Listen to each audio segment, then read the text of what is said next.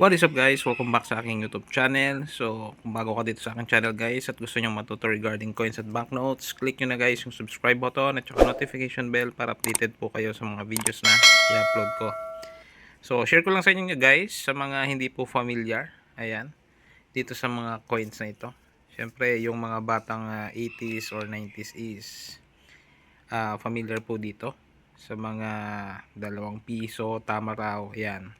So, ito pong coin set na ito guys is a Flora and Fauna series from 1983 and 1994. So, meron po itong 2 piso, 50 centavos, 25 centavos, 1 cent, 5 centavos, tsaka 10 centavos. So, itong mga ganitong coins po is very common. Itong mga ganito. So, nag-circulate po ito. Ayan, ginagamit nating panggastos noon. Pansukle. Ayan, from daily daily life po natin. So, kung may makita po kayong mga ganitong coins, don't expect po na mataas yung kanilang value, no? So, nagkakaroon lang siya ng value po normally pagka mga uncirculated and binebenta po mostly or madalas po ng maramihan. Pero pagka mga circulated na po, ang nangyayari po is sinasama po sa per kilo. Sa mga Philippine coins po kasi na mga common, pagka mga circulated na, bihira mo siyang maibenta ng per piraso.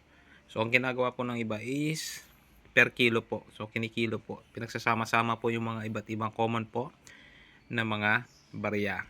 And itong mga ganitong coins guys, sa mga iba naman, gaya ng hawak ko, pagka magaganda pa yung mga condition po ng mga coins, ginagawa po nila ng mga private blister pack gaya po nitong hawak ko. So, ang layunin po syempre,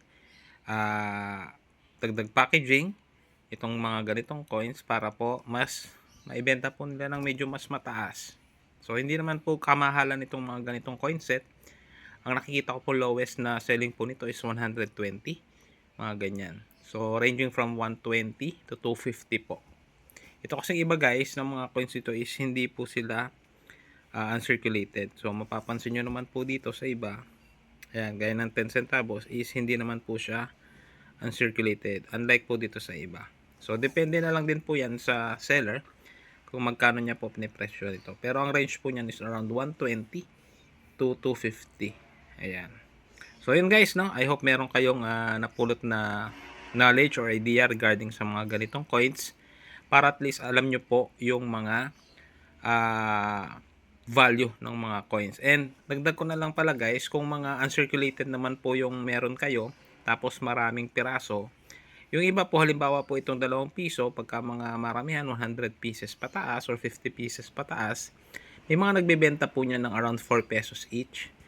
Minsan dito 4 pesos each, and then yung mga mababang denomination naman minsan 1 to 3 pesos po pag mga uncirculated condition. So ganun lang po yung mga value nito guys ha. Huwag po kayo mag-expect na mataas yung mga value ng mga common coins. So yun lang guys para sa video nito. Muli maraming salamat sa panonood.